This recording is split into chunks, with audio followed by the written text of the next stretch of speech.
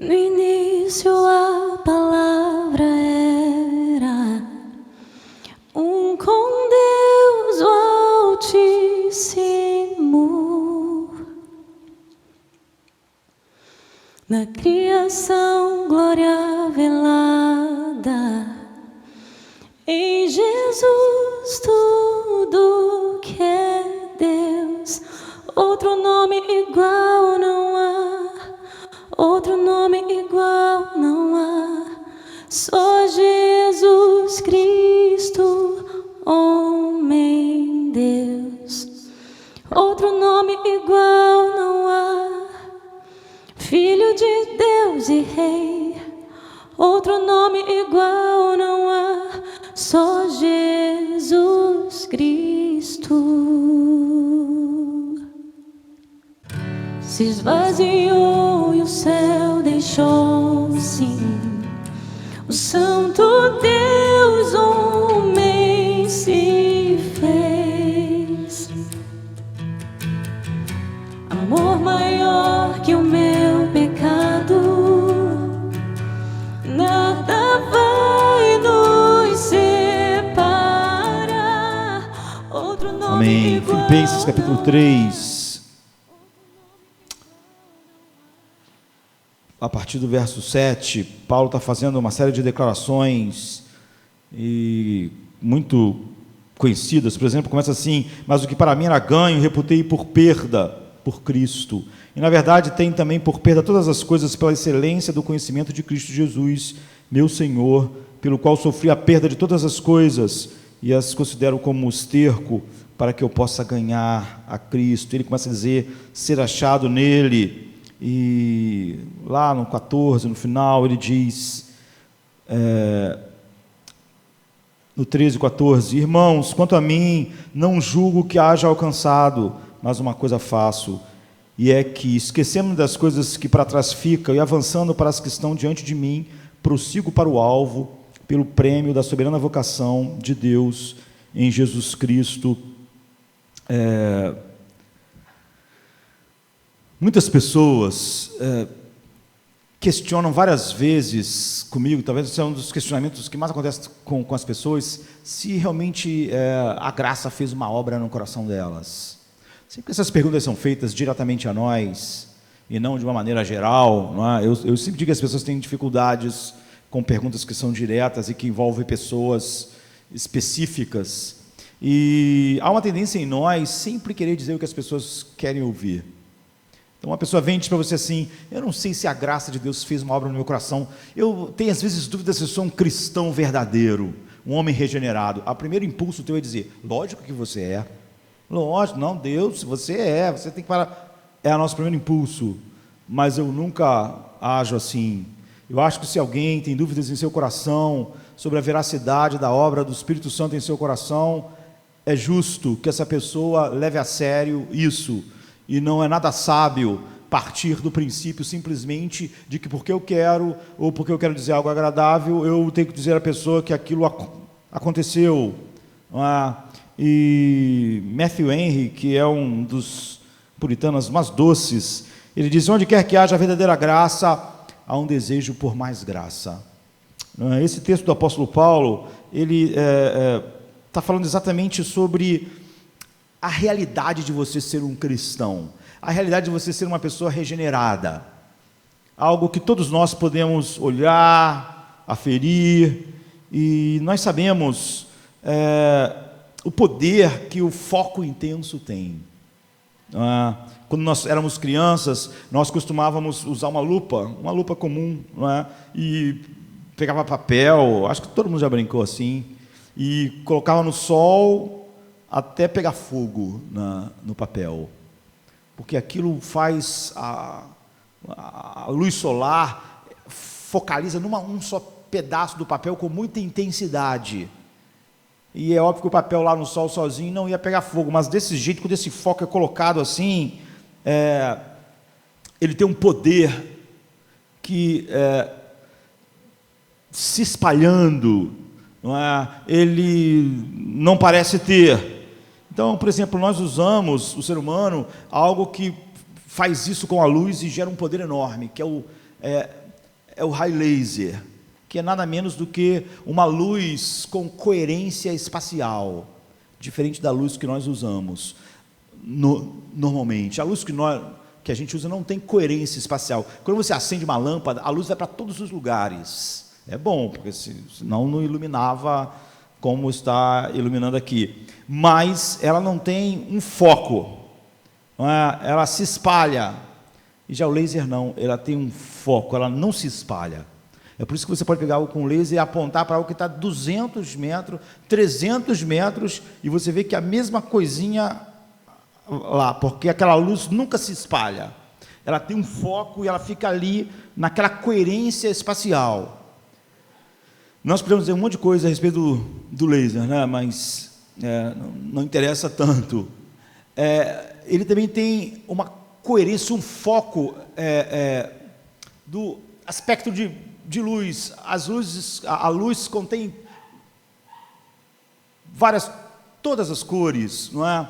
Mas o laser é monocromático, é tudo focado, comprimido numa só faixa. Então você tem ele está usando a luz vermelha, não tem mais nada a não ser aquilo. Você vê, há uma coerência tanto em que ele nunca se espalha, mas também não há um monte de cores, uma cor só. Então ele, por ser assim, tão focado, e há muitos elementos dele, mas todos os elementos dele mostram um foco único, uma coerência. Nunca há incoerência num feixe de laser. Então ele pode cortar determinadas fontes de laser, pode cortar um diamante, que é a coisa mais dura que você...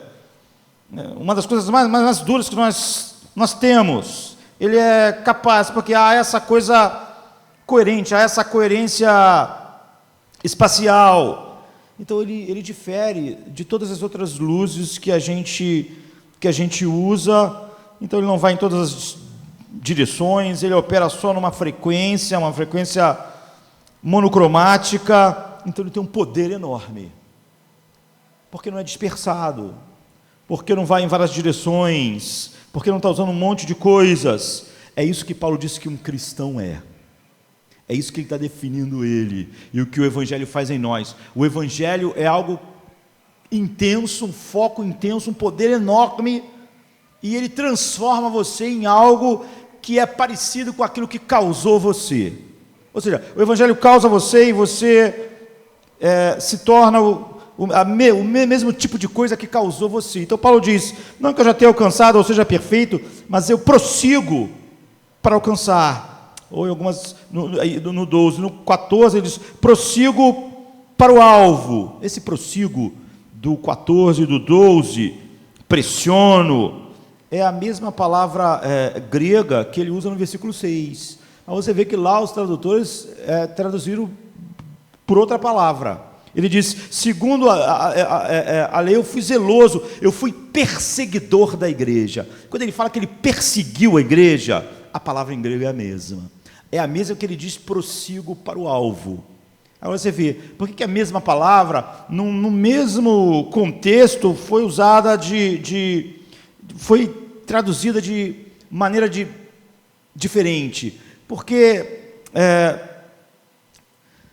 os tradutores sempre querem passar para você a melhor ideia do que o autor está dizendo na língua que ele está escrevendo. Paulo, quando perseguiu a igreja, ele colocou tudo nele nessa perseguição.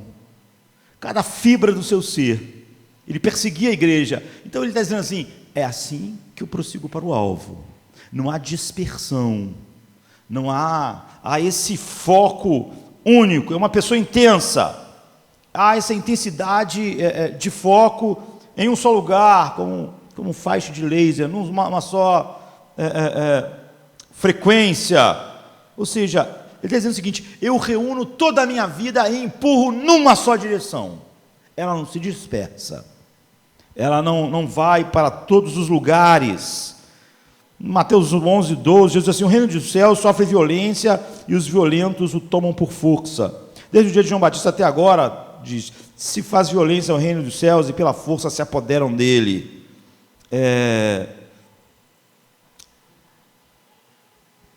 Está falando sobre a mesma coisa aqui. Muitas pessoas, às vezes, não entendem esse texto, mas Jesus está falando a mesma coisa que Paulo diz aqui. O verdadeiro cristão é causado por uma ferocidade espiritual. Não é uma coisa fraca, tênue que faz um cristão. É algo assim, é uma ferocidade, é um feixe de laser espiritual que faz de alguém um cristão. É algo violento, assim, no sentido feroz, uma intensidade de foco que faz um cristão, e em seguida, o cristão é uma pessoa que tem uma intensidade de foco.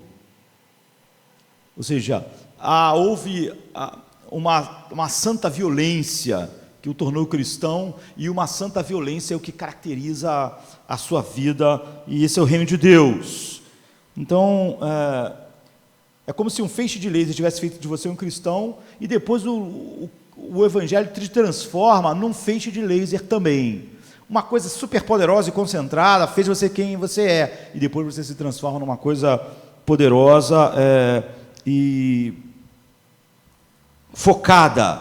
Há uma ferocidade humilde que é exercida sobre você, misteriosa, poderosa, sobrenatural, soberana, feita pelo Espírito de Deus, e depois Ele mesmo que habita em você faz de você a mesma coisa. Ele faz quem você é e depois faz você a semelhança daquilo que te causou.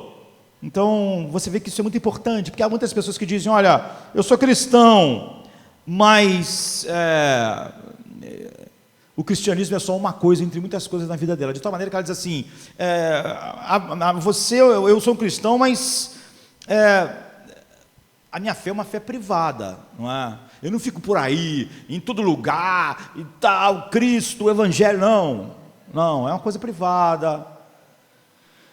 E a Bíblia está dizendo que você não é um cristão, a menos que você sentiu uma agressividade espiritual que veio sobre você.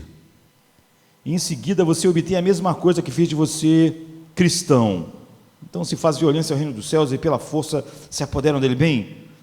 Você nunca vai dizer, eu acredito no cristianismo, mas ele é algo, faz parte da minha vida, mas ele é privado. Você vê, o que a pessoa está dizendo é o seguinte, eu não falo muito sobre isso não me acompanha em todos os lugares, em todas as minhas ideias, em todos os meus pensamentos, em todas as minhas decisões, em como eu olho todas as ideologias, em como eu olho todas as ideias, isso não é, eu não faço assim. E essa declaração assume que o cristianismo é apenas parte da sua vida. Não, quando eu vou usar o dinheiro, eu não penso totalmente focado naquilo que Deus, não é assim. Ou seja, isso mostra que o cristianismo faz parte, é uma coisa que foi acrescentado à sua vida.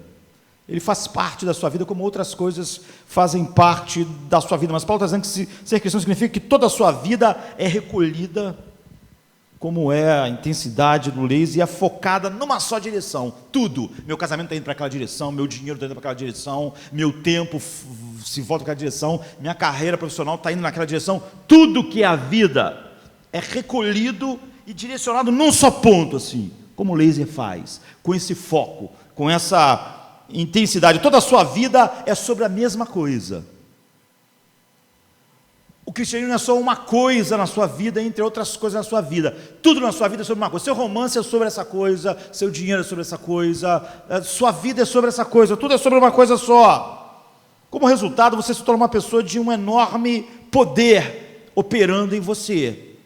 Como diz Paulo em Colossenses 1:29, e para isso também trabalho, combatendo segundo a sua eficácia, que opera em mim poderosamente. Então,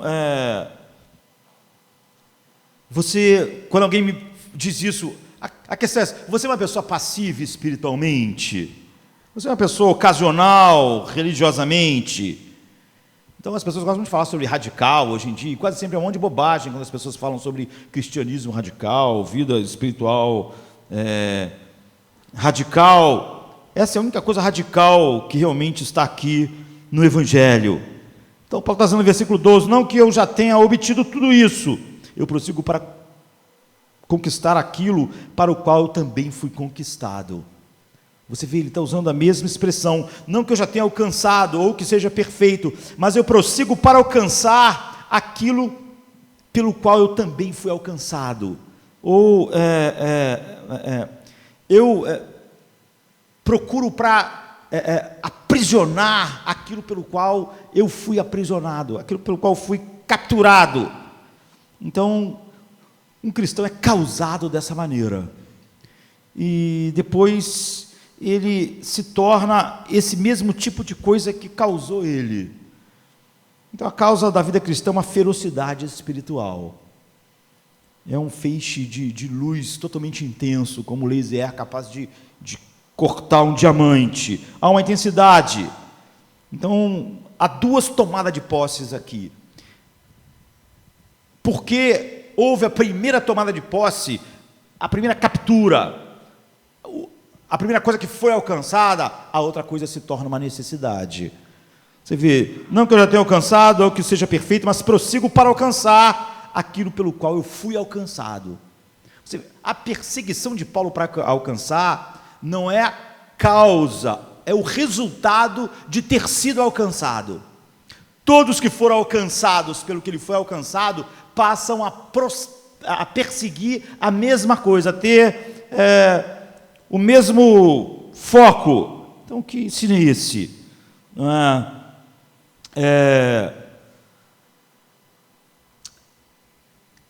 Cristo tomou posse de mim. A partir disso, tudo em mim quer tomar posse de determinada coisa. Cristo não tomou posse de mim porque eu tomei posse dele, como é normalmente, infelizmente, a visão humanista secular do cristianismo hoje. Você vê, acontece ao contrário. Eu prossigo para o alvo para alcançar como razão daquilo que eu fui alcançado. A minha busca, o resultado de eu ter sido buscado, de ter sido alcançado assim, com esse foco. Não o oposto, não foi o que eu fiz que fez Jesus fazer. Foi o que ele fez antes que fez eu fazer o que eu faço. Então o cristianismo é uma coisa que você não pega. É uma coisa que você não... O cristianismo é uma coisa que pega você. Isso é o cristianismo. Essa é a verdade do coração regenerado. Cristo não é algo que começa... O evangelho não é algo que começa com você. Não é? Ele começa sobre você. Não é algo que você buscou, é algo que buscou você. É algo que te alcançou. Você estava indo em outras direções, você foi alcançado, há um poder enorme, concentrado. E a razão por que isso é importante, não é? Porque nós temos um monte de opções de enriquecimento da alma e autoaperfeiçoamento, e você pode entrar em qualquer área, e há vários tipos de disciplinas espirituais, ou de crescimento como ser humano, mas todas as opções do mundo começam com você. As pessoas vão dizer, você pode, você tem que mudar, você tem que alcançar isso, você tem que colocar o seu foco, você tem que começar a fazer, você tem que... tudo começa com você, até a maior parte do cristianismo da nossa geração. Há pessoas que se colocam onde eu estou e dizem, você pode, se você quiser Cristo, se você quiser fazer isso, se você quiser o reino de Deus, se você quiser, você pode e tal. Começa com as pessoas, isso é o mundo. Mesmo quando está com roupas evangélicas. Então, se você tomar aquela decisão lá no AA e seguir aqueles passos, então você pode. Você tem que começar isso. O cristianismo diz, é a única coisa que diz algo totalmente oposto. O cristianismo diz que você não pode ser um cristão tornando-se um cristão, decidindo ser um cristão, resolvendo ser um cristão. Você é capaz de se tornar o quê? Você pode seguir a cientologia, se você quiser. Só você lê o que a cientologia diz, fala, vou seguir isso, você pode. Eles vão dizer para você, você é um cientologista. Você pode se tornar budista, se você quiser. Só você ler o que Buda falou, seguir a receita do que Buda falou e vai em frente. E Jesus diz, ninguém pode vir a mim se o Pai que me enviou não o trouxer. O cristianismo não é algo que diz assim, você pode se tornar um muçulmano se você quiser. Você lê lá, faz seus votos e começa a seguir as regras e você se tornou. Mas você não pode se tornar um cristão. Não pode estar dizendo, não que eu tenho alcançado ou que seja perfeito, mas eu prossigo para alcançar aquilo pelo qual eu fui alcançado. Ou seja, algo me alcançou. Imediatamente questões surgem que eu não posso explorar muito hoje.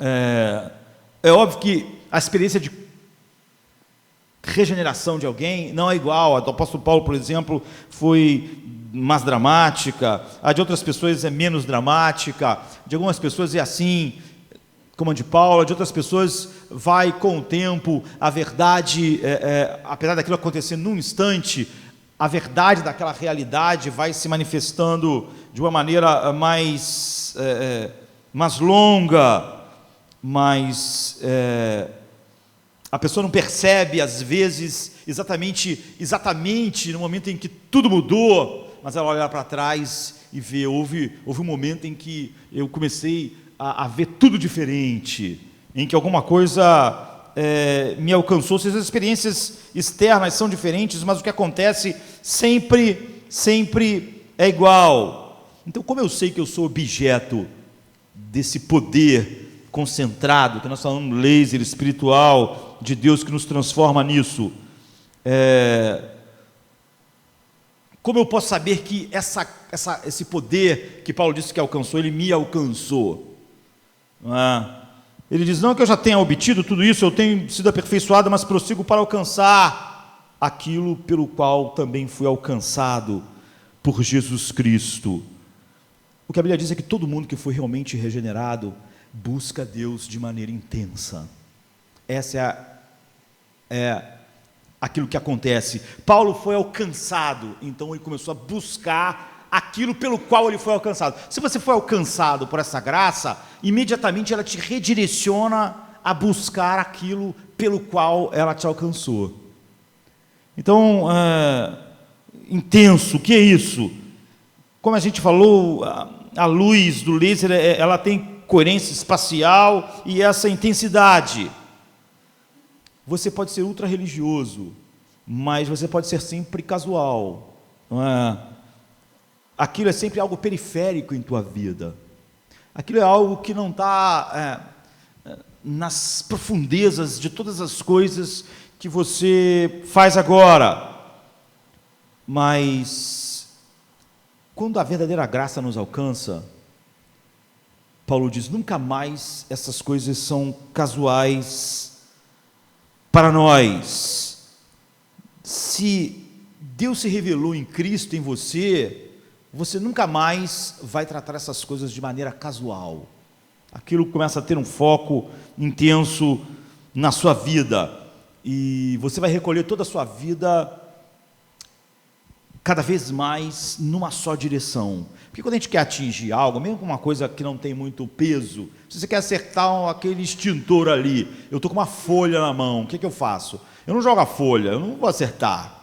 Eu amasso a folha, eu concentro ela numa coisa só. Ou seja, eu peguei tudo que ela é e coloquei num ponto só, amassado, agora eu acerto. Você vê, eu concentrei, como você faz com a luz, para acertar um ponto. É assim, essa é a busca. Você pega a sua vida como se fosse essa folha, ela é concentrada toda numa coisa só, para atingir um alvo só, uma intensidade espiritual. Então você nunca acha, como eu disse, que a religião é uma coisa privada, que no teu trabalho, que na tua escola, que em outro lugar, como o cristianismo foi acrescentado à sua vida, você tem uma vida que não está ligada a ele em todos os momentos. Você pode dar uma desligada, ele faz parte, ele foi acrescentado àquilo que você já tinha, as outras buscas, e você não tem coerência e essa intensidade. Então, você pode pensar, se sempre a graça gera isso, então por que todas as pessoas não estão fazendo isso? É óbvio, pelos motivos óbvios. Paulo diz assim, eu estou intensamente buscando algo pelo qual eu fui buscado, pelo qual eu fui alcançado, porque há uma obra de Deus que coloca o homem nessa direção. Essa é a evidência do operar da graça. E Deus, é óbvio, como não deve a sua graça a ninguém, ele não está obrigado a direcionar esse foco a todos, ele faz isso como ele quiser.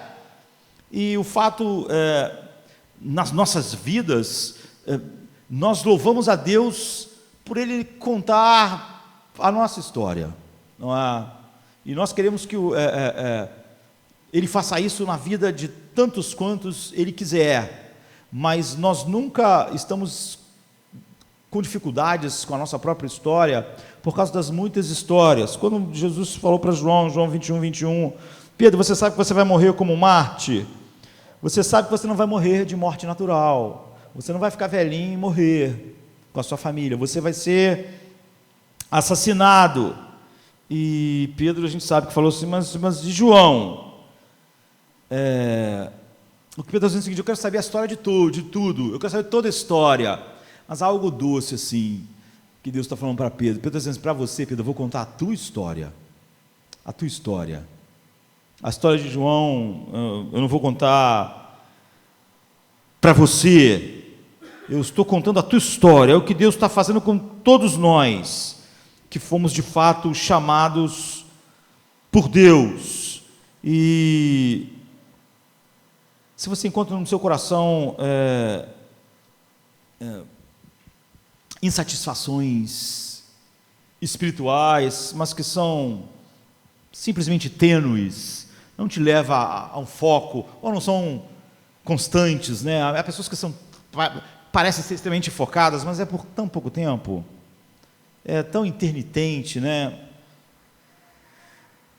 Sempre o verdadeiro arrependimento flui dessa busca soberana de Deus para nós. Essa é a raiz do verdadeiro arrependimento, né? Como a gente tem estudado, porque Deus nos escolheu nele antes da criação do mundo para sermos santos e irrepreensíveis em sua presença, em amor nos predestinou para Ele. Então, há esse foco poderoso, e Paulo diz, sempre que esse foco atinge você, ele atinge você com o propósito de tornar você também um foco, como o próprio poder que te alcançou.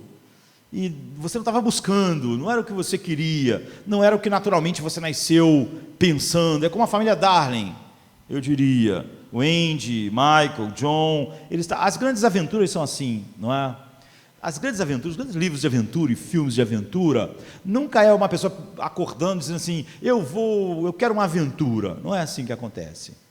Então a família Darling estava dormindo lá no seu quarto, os irmãos, numa noite, o que eles estavam fazendo é querer viver a vida normal, mas aí aparece numa noite Peter Pan, e a vida deles muda, não é assim? Você vai ver o Bilbo lá no condado, lá fumando seu cachimbo, ele queria ficar ali, mas aí um dia aparece o Gandalf e aí tudo muda. As grandes aventuras são sempre assim, elas alcançam a pessoa. Você estava buscando elas, as grandes histórias, e de repente captura o nosso coração. Então você sabe que é um cristão, alguma coisa chegou no nosso quarto assim, que nós não estávamos buscando, não é? Alguma coisa chegou no nosso condado confortável, quando a gente não queria, e nos capturou nosso coração, nossa mente, nossa imaginação. E ser cristão não é eu vou à igreja, eu recito o credo apostólico, eu falo as coisas certas. Não, é o que aconteceu com Paulo. Paulo correu de Cristo, Cristo o alcançou. Paulo resistiu a Cristo, Cristo venceu a sua resistência. Paulo perseguia Cristo, mas Cristo é que alcançou Paulo no meio da perseguição e conquistou Paulo. Paulo era um estrangeiro, um estranho, e Deus decidiu fazer dele um membro da sua família. Paulo era inimigo e odiava Cristo, e Deus foi lá e fez dele a pessoa mais apaixonada por Cristo que nós podemos ver. Paulo estava na carne e agora Deus colocou ele no espírito. Paulo odiava a igreja e ninguém amou mais a igreja do que o apóstolo Paulo. E ele diz tão docemente, por exemplo, para os Gálatas: eu sinto de novo as dores de parto, até que Cristo seja formado em vocês. Paulo estava sob a lei, como um fariseu, e agora ele foi colocado sobre a graça. Ele estava morto e foi feito vivo. É óbvio que quem buscou quem é evidente na história. É sobre isso que Paulo está falando. Cristianismo real, o que é isso? É o seu Criador fazendo você de novo. Fazendo você de novo, como Ele fez o homem no princípio. É o Espírito de Deus se movendo sobre o caos, a escuridão, o abismo, e dizendo novamente: haja luz. É assim que Paulo descreve. Você vai saber que é um cristão porque ele é algo que toma conta de você. Não é algo que você adere, não é algo que você diz: eu vou fazer, agora eu vou ser assim, eu quero agora decidir, igual quando uma pessoa decide emagrecer: agora eu vou para a academia, agora eu vou fazer uma dieta, agora eu vou emagrecer. Então, todas as religiões, todas as ideias de autoaperfeiçoamento humano começam assim, mas o cristianismo não. O cristão é o resultado de um poder enorme, intenso, com um propósito. Então, isso, para muitas pessoas, você pode imaginar: se é assim, se o cristão não pode se fazer cristão, então se a soberana graça de Deus opera essas coisas e o cristão é passivo. Mas essa é a ideia mais falsa que pode existir, não é? Porque no verdadeiro cristianismo não há nenhuma passividade, há uma espécie de exato oposto. Então Paulo está falando que uma energia incrível, um poder enorme, concentrado, com um propósito, alcançou ele. E daí para frente, tudo que ele faz é concentrar todas as coisas num só ponto. E a maneira que você sabe que Cristo tomou conta de você é que você mesmo se tornou um feixe de laser espiritual. A maneira que você sabe que esse feixe soberano alcançou você é que ele te transforma naquilo que ele era. Então ele diz: não que eu tenho alcançado. Ou seja, você vê, ser alcançado soberanamente não gera nenhuma passividade, mas eu prossigo para alcançar aquilo pelo que eu fui alcançado, por Cristo. Então, o que significa isso? Que o cristão é caracterizado por um foco intenso. Um foco intenso. Existem duas partes para isso, não é? Como eu disse, Deus sempre vai pegar quem Ele regenerou, vai unir todas as partes, vai juntar tudo, como eu usei o exemplo de pegar uma folha de papel e amassar tudo, até fazer um pequeno bolinho de papel concentrado, para direcionar aquele papel numa direção. É isso que o Evangelho faz, recolhe tudo. Então, primeiro você é recolhido e tudo que você é impulsionado numa direção só. Então você é cristão. É óbvio que você não pode fazer isso. Você vê, o cristianismo é uma coisa que você adere, a sua vida não pode estar toda focada nessa coisa. Só esse poder que é totalmente focado nisso transforma você naquilo que ele é. Então, Paulo está dizendo que é um cristão. Cristão é alguém cuja vida inteira foi orientada novamente para um único ponto. Em seguida, não é só orientado para um único ponto, ele é direcionado àquele ponto. Ele é recolhido num só ponto e depois ele é jogado para um só ponto. Toda a sua vida é recolhida, toda a sua vida é reorientada, empurrada em direção ao único ponto. Então eu quero falar duas coisas a respeito disso. Paulo está mostrando isso no texto. Ele está dizendo assim: tudo que eu considerava lucro, agora eu considero perda. Você vê, a minha vida estava indo em várias direções. Havia várias coisas que eu considerava lucro, não era uma coisa só. Tinha várias coisas que eram minha intenção: minha carreira, o respeito, meu status, minha posição, meu lugar. Tinha várias coisas que eram importantes para mim. E eu não vim e acrescentei Cristo a essas coisas. Não. Aconteceu algo totalmente diferente. Tudo isso se tornou perda. E toda a minha vida aqui, em todas essas direções, foi juntada. Todos esses interesses.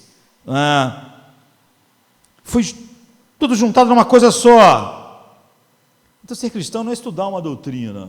Você vê, você pode realmente saber tudo que Paulo sabia a respeito de Cristo. Você pode estudar Romanos todo e depois saber tudo sobre santificação e você nunca ser alguém parecido com ele. Você pode realmente admirar os reformadores e Lutero e a paixão pela palavra, mas você pode falar as mesmas coisas que ele falava, pregar os mesmos sermões que ele pregava, mas tua vida está indo para todas as direções. Tem aqui o romance, tem o dinheiro, tem a carreira, isso está tudo indo para todas as direções. Você não vai dizer, tudo isso para mim é perda. Agora, eu considero perda, não tenho mais interesse, porque tudo isso foi reunido para uma direção só. Então você não adiciona um pouco do conhecimento do Evangelho ao que você tinha antes. Antes tu estava interessado, qual é o lugar que eu vou ocupar? Em qualquer lugar que eu estou, no emprego, numa roda de amigos, aqui na igreja, qual o lugar? Qual é o meu lugar? Você não tem esses interesses, você não tem interesse nenhum. Tudo foi juntado no trabalho, na escola, na vida sentimental. E você não vai dizer, eu não sabia muito sobre o cristianismo, mas agora cada vez que eu estudo eu entendo mais um pouco. E agora eu posso falar sobre isso, eu posso entender a respeito disso. E um dia eu vou ser cada vez um cristão melhor, porque eu estou me auto-aperfeiçoando através desse conhecimento. Eu sei que amar a Deus é uma coisa boa, eu não estou podendo muito agora. Eu sei que estudar e se deleitar em Deus é algo bom, mas eu estou com muitas coisas na minha cabeça. Um dia eu vou ficar mais intenso. Não é isso que Paulo diz. Paulo diz que o cristianismo não é um conhecimento adicional, não é uma coisa que você está lá e você vai usar quando for necessário, vou usar só um pouco, vou tomar só um pouco da dose, amanhã eu tomo uma dose maior, e aí eu vou aumentando a dose, e vou acrescentando isso como se estivesse tomando uma vitamina. Paulo diz que quando você está em Cristo, tudo se fez novo. Você vê, há um foco, há uma mudança total. Paulo diz que você não é um cristão a menos que toda a sua vida foi revolucionada por uma única coisa. E tudo que você pensava sobre o mundo mudou. E tudo que você pensava sobre as coisas que você queria conquistar e ter, mudaram. Você não está indo mais num monte de direção, você não é um cristão a menos que você tenha experimentado esse encontro que te impulsionou para um lugar só, para uma direção só. Porque a tua vida inteira foi recolhida por Deus como uma folha de papel que o vento ia levar para qualquer lugar e foi poderosamente condensada numa bola e que agora pode ser direcionada a um único ponto. Então Paulo era um fariseu, uma pessoa muito moral. Não é o que você faz, você vê? Porque você pode fazer coisas que você fazia antes, que não eram erradas, mas você pode fazer de um jeito que você não é cristão. Paulo nunca foi uma pessoa mentirosa, nunca foi uma pessoa devassa, nunca foi uma pessoa depravada. Ele era um homem extremamente moral. Ele era um homem honesto, ele era um homem comprometido. Então Paulo, por exemplo, ele era uma pessoa moral, e ele não vivia em nenhuma dessas práticas. Ele disse, segundo a lei, eu fui o fariseu dos fariseus, eu era totalmente comprometido.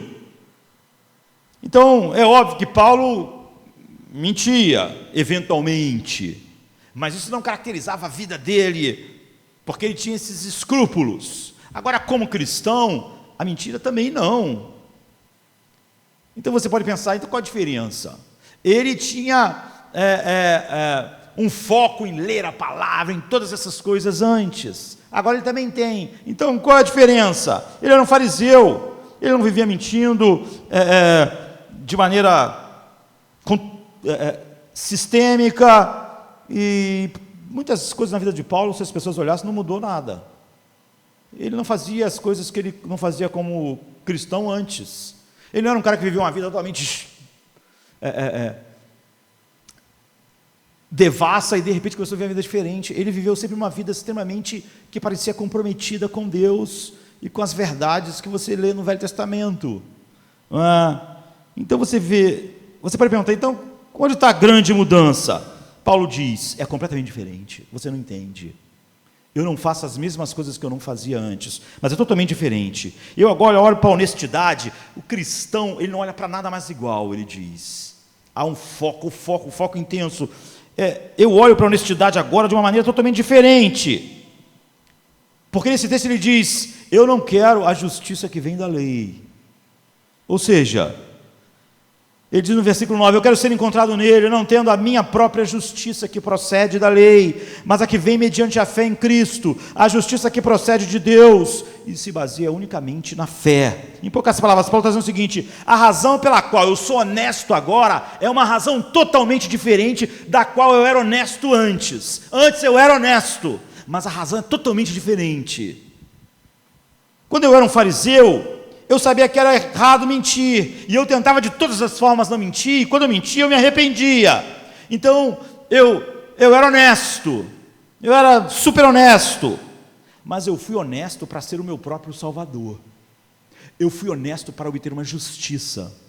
Eu fui honesto para olhar para as outras pessoas e dizer, eu sou uma pessoa honesta, eles não são. Eu fui honesto para dizer a Deus, Deus, tu me deve algo. Eu vivo uma vida séria, eu vivo uma vida comprometida. Ele está dizendo, eu era honesto porque eu queria uma justiça que vinha da lei. Eu fui honesto para colocar Deus em dívida comigo, para quando acontecesse alguma coisa eu dizer, não estou entendendo porque isso está acontecendo. Você vê que isso é muito comum entre cristãos. Por que o cristão não acredita, que não entende o que aquilo está acontecendo? Porque ele acha que vive uma vida que não merece aquilo. Porque senão ele ia dizer, eu entendo porque isso está acontecendo. Vivo no mundo caído, sou um homem caído, e isso acontece com pessoas no mundo caído, morte, dor, perdas. Mas quando o cristão diz, eu não sei como isso está acontecendo, por quê? O que ele está dizendo é o seguinte, eu estou vivendo uma vida que não merecia que isso estivesse acontecendo. Paulo diz, eu fui honesto a fim de colocar Deus em dívida comigo, para que eu pudesse manter o controle da minha vida. Eu era o Senhor, eu ainda estava no banco do motorista, para que eu pudesse sentir superior às outras pessoas, para que eu dissesse, eu mereço esse lugar, eu mereço essa posição, eu sou o fariseu dos fariseus, mas eu mereço. Se eu tiver uma posição que seja menos do que fariseu dos fariseus, é injusto. Eu sou o cara mais dedicado, eu sou o cara mais especial, eu sou o cara que mereço uma posição aqui. Eu tenho esses direitos. Paulo está dizendo, agora eu vi que ninguém ama a Deus o suficiente, ninguém pode amar a Deus como nós devíamos, a única maneira que podemos ser salvos, ele está dizendo, é pela graça. Eu só posso ser salvo porque Cristo soberanamente foi colocado sobre ele as minhas iniquidades, ele viveu a vida que eu devia ter vivido, e eu quero a única justiça que vem pela fé em Cristo. Então, eu sou honesto por uma razão totalmente diferente. Como eu desonraria Cristo? Eu morri para a lei, estou casado com outro. Por que eu desonraria com a mentira aquele que é o amado da minha alma? É só isso que eu me interesso em Cristo, é por isso que eu não minto agora.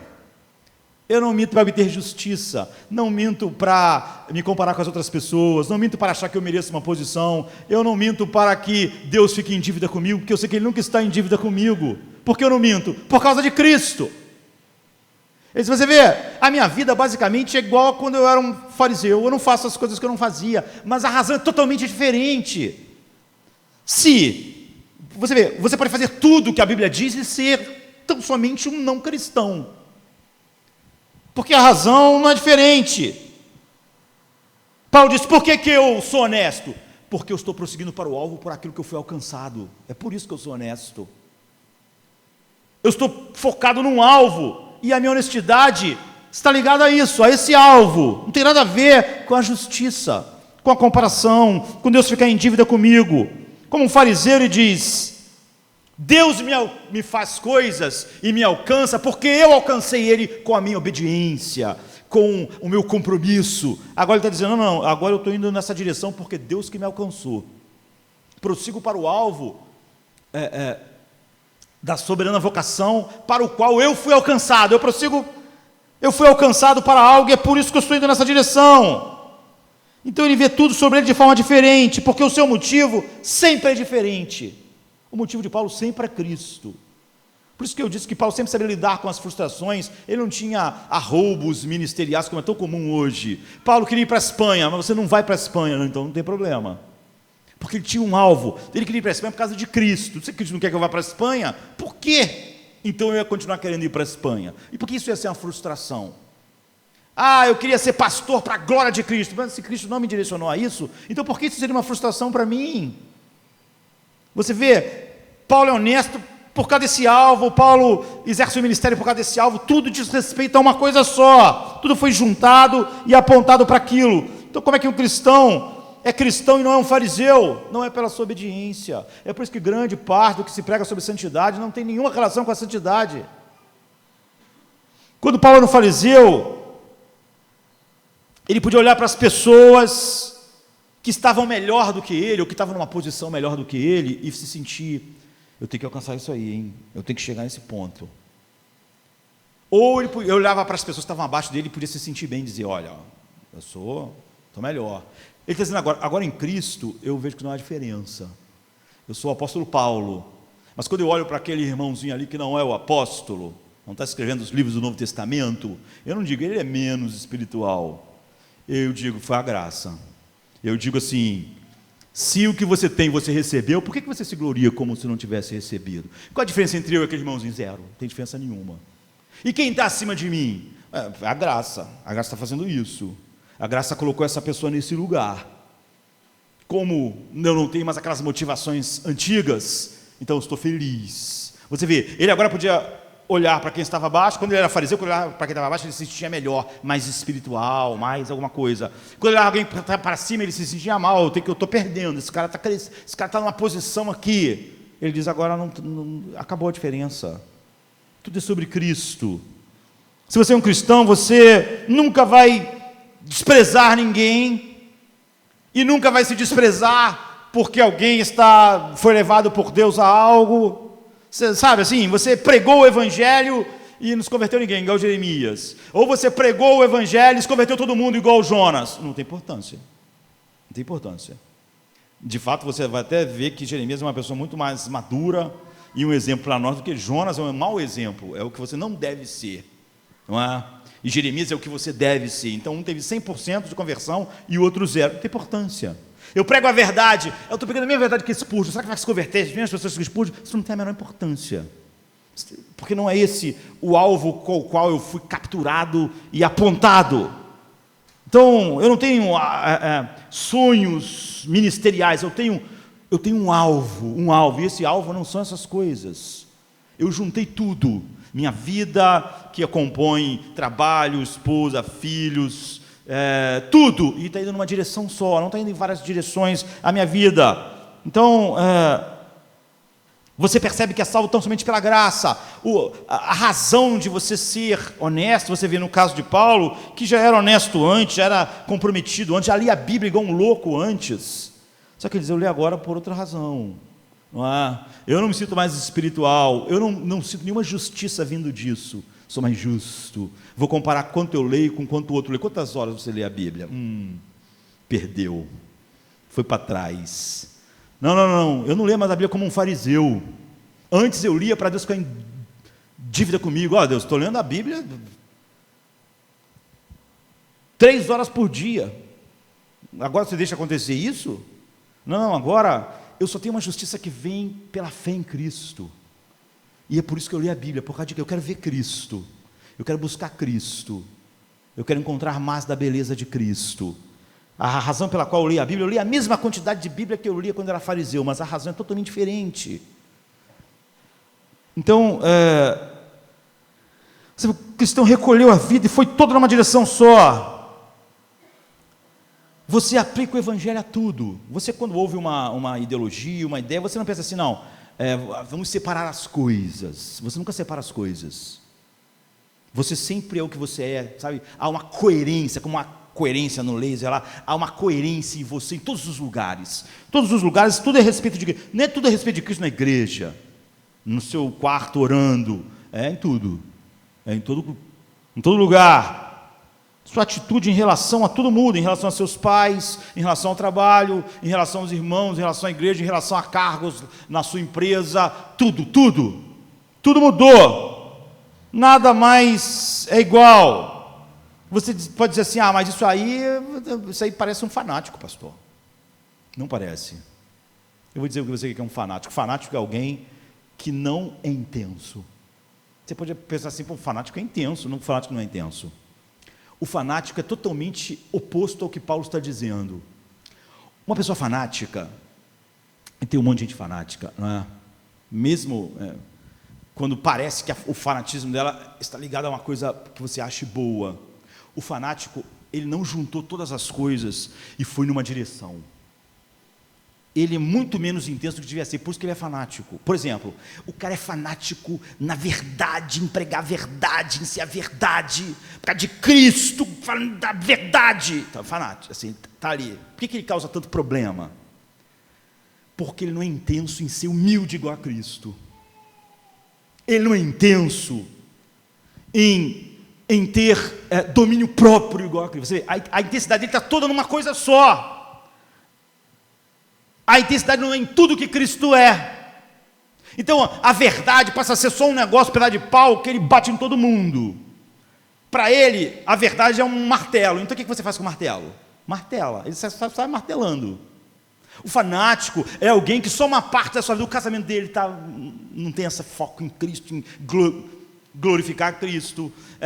A relação que ele tem com ministérios não é totalmente para glorificar Cristo. Você vê, mas lá naquela coisa ele é tal. Isso é o fanático. O fanático ele não é como a luz do laser, que reuniu tudo num foco só.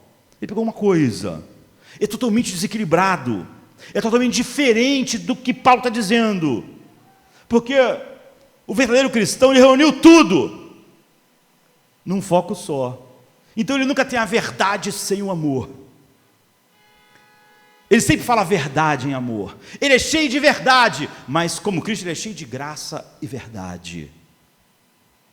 Ele é cheio de ousadia e humildade. O foco reuniu tudo. Ele não escolheu algumas coisas que se adequava a ele melhor e o fanático é alguém desequilibrado, é alguém que não reuniu tudo, que só pegou algumas coisas. Então, na verdade, quem é como Paulo é intenso. O fanático não é intenso. Ele pegou uma ou duas coisas e faz daquilo uma única coisa. Aquilo cria uma distorção enorme. Então, o problema dele, e é por isso que ele ficou fanático, é porque você vê, tem gente que é assim, tem gente que prega sobre casamento, ele vai sair da verdade. Porque ele devia pregar sobre toda a verdade de Deus. Mas ele não é assim. Aí tudo que ele vê na palavra de Deus que não for de acordo com aquilo que ele acha que o casamento deve ser, pronto, agora ele já tem um problema com aquele texto. Então, a pessoa pegou o evangelho e aplicou o evangelho, tudo ele é sobre evangelismo. Ele é evangelismo. Ele é um péssimo marido.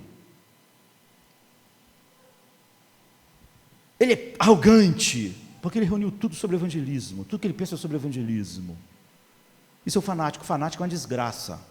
Porque ele não é intenso. Se ele fosse intenso no evangelho, e da mesma maneira fosse intenso em glorificar Cristo no casamento, como pai, como trabalhador, como aquele que gera paz entre as pessoas, se ele fosse assim intenso nisso tudo, então ele seria o que Paulo está dizendo que é. Mas ele não é. Ele é intenso numa coisa só, ou em duas coisas. Ele é uma monstruosidade. Ele não é obra da graça. Porque a graça faz você intenso, e reúne tudo num ponto só.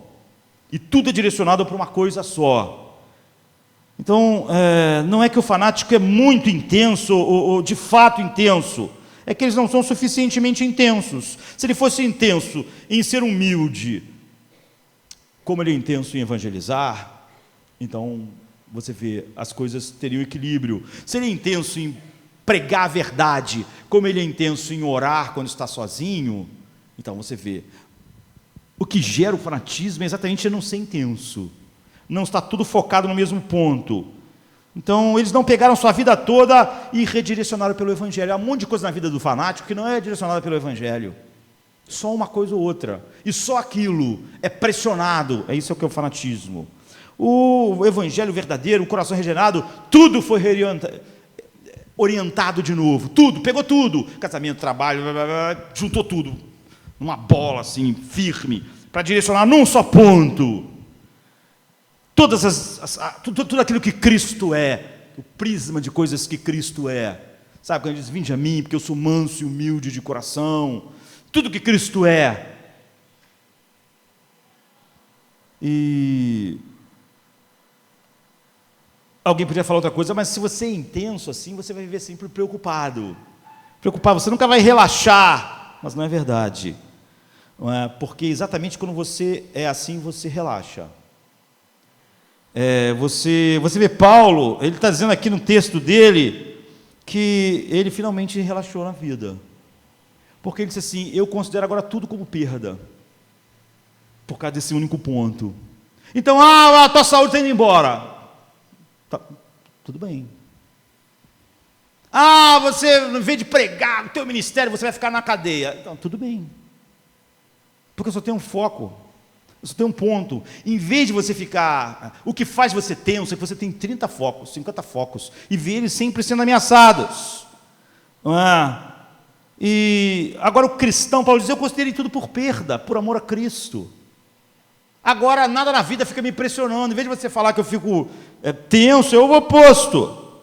É como se meu filho, os meus filhos, quando fossem pequenos, estivessem chorando, ontem eu perguntasse: Mateus ou Tomás, por que você está chorando? Eu perdi aquele R$1 que o Senhor me deu. Eu ia dizer: que isso, filho? Que desespero é esse? Você não perdeu nada. R$1, o que é isso? Isso não é nada. Eu ainda estou aqui, eu ainda sou seu pai. Você ainda tem tudo que você precisa. Para um cristão, tudo é R$1. Tudo é 1 centavo, entende? Minha saúde, então R$1. É R$1, 1 centavo, não vale nada. Não é importante. Meu casamento, meu marido morreu, meu marido vai morrer, minha mulher vai morrer, meu filho, tal. É R$1. Era importante, foi o papai que me deu, mas o papai que me deu está lá. É só R$1. O pastor está dizendo: eu tenho tudo por perda. Então eu vivo em paz. O contrário de você achar que eu vivo tenso é o contrário. Eu queria ir para a Espanha, não vou para a Espanha. Está tudo bem. Eu tenho tudo por perda. O meu sonho não é sonhos ministeriais, é um foco só, eu só tenho um foco. Todas essas outras coisas, ministério, casamento, vida, estava tudo embolado para um foco só. E eu continuo indo para essa direção. Então você está chorando, desconsolado por alguma coisa? São apenas alguns centavos. É isso que Paulo está dizendo. Paulo era o fariseu, né, que queria ser tratado com alto respeito. Ele diz: eu sou tratado como lixo pelo mundo. Para mim, 1 centavo. Eu não me sinto como se estivesse perdendo nada, porque eu só tenho um foco. Eu recolhi toda a minha vida para uma coisa só.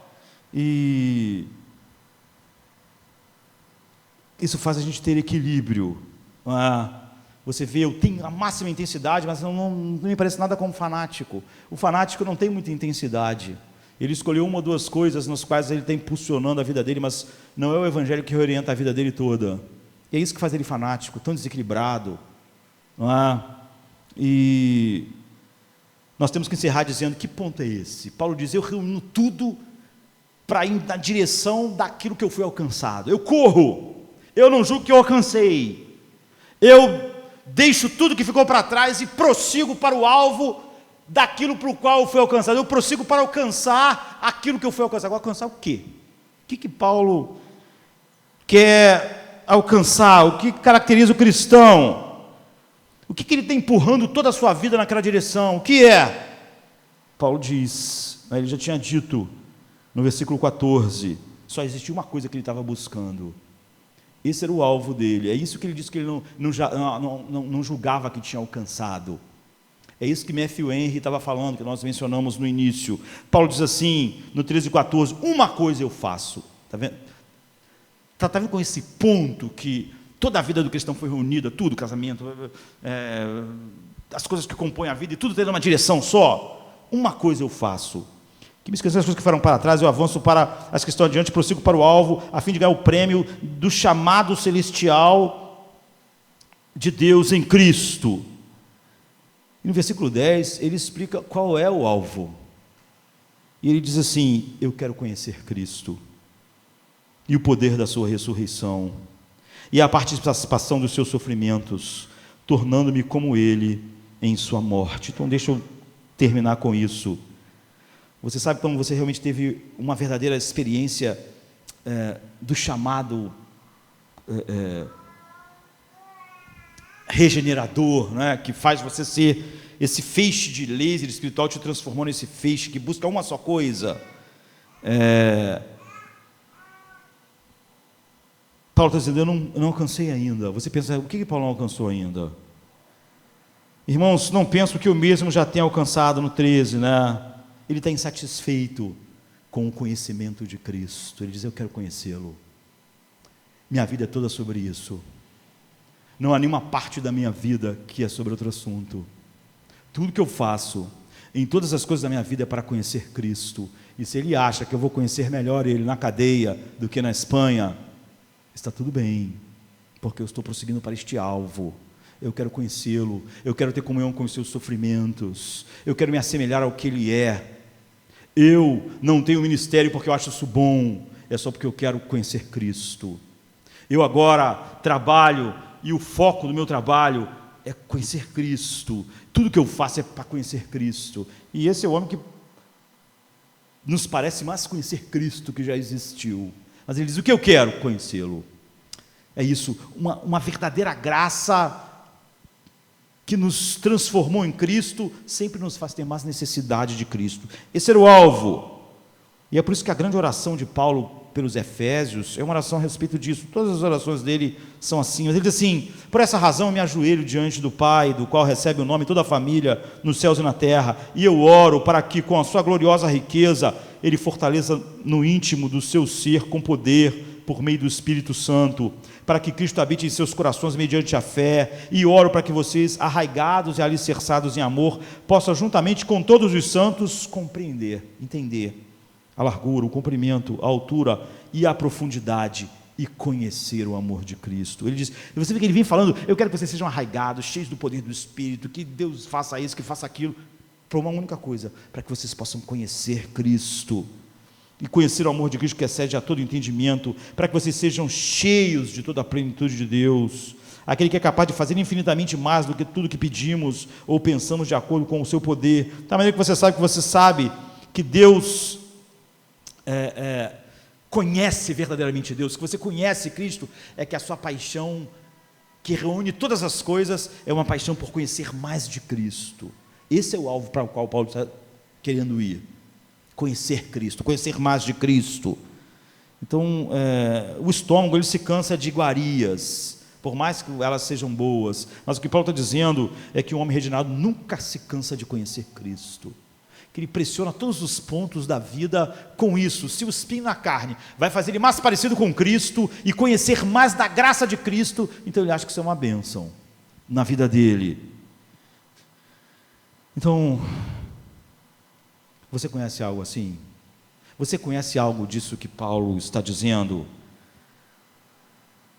Ou é apenas letargia? O fato de você ficar achando que Deus está te devendo algo? Você pode ter uma vida incrível, como Paulo tinha uma vida incrível antes de se tornar este homem alcançado por Deus como um laser, para se tornar alguém que aponta para uma única coisa. Isso é tudo que Deus tem e quer para nós e nos dá. João 13:3, Jesus diz assim: esta é a vida eterna, que te conheçam. Você vê, é por isso que Paulo diz: esse é meu alvo, eu não julgo que eu tenho conhecido. Na verdade, você vê, esse é o alvo para a eternidade, não é alvo só para o tempo. Continuar conhecendo Ele, continuar conhecendo quem Ele é. Paulo diz: tudo na minha vida é sobre isso. Se alguma coisa vai ser um obstáculo para isso, eu não acho que isso é bom para mim. Ir para a Espanha não é o melhor para conhecer Cristo? Então eu não vou para a Espanha. A melhor maneira de eu conhecer mais do poder de Cristo, sustentador de Cristo, da glória de Cristo, da misericórdia de Cristo, é ficar preso em Roma? Então, é lá que eu tenho que estar. Você vê, eu nunca mais estou tenso, eu estou sempre, é o contrário, eu estou relaxado. Então, Jesus é um feixe de laser. Tudo o que Ele fez foi assim. Eu vou encerrar aqui. O que Deus fez é cada vez nos fazer mais parecido com Cristo. Jesus era assim. Jesus não tinha 1000 propósitos. Desde o seu nascimento, sua morte, sua tortura, seu sofrimento, sua alienação de Deus, a ira de Deus sobre ele, qual era o objetivo? Um só. Ele diz: eu vou glorificar o meu Pai na terra, eu vou fazer o que Ele quer, eu vou glorificá-lo.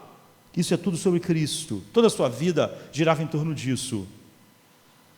E a Bíblia diz que quando você é regenerado, toda a sua vida se transforma nesse laser também. É tudo sobre Cristo. Está tudo indo na mesma direção. E você então tem certeza de que foi alcançado. Você prossegue sempre para o alvo daquilo pelo qual você foi alcançado. O que é que? Conhecer Cristo. A tua vida toda é juntada com uma folha de papel, é amassada o máximo possível, e tudo dela é jogado numa direção só. Cristão. Essa é a definição bíblica. Essa é a definição de Paulo. No início a palavra era com Deus o Altíssimo. Na criação glória velada, em Jesus tudo que é Deus. Outro nome igual não há, outro nome igual não há. Só Jesus Cristo, homem Deus. Outro nome igual não há. Filho de Deus e Rei, outro nome igual não há, só Jesus Cristo. Se esvaziou e o céu deixou, sim, o Santo Deus homem se fez. Amor maior que o meu pecado, nada vai nos separar. Outro nome igual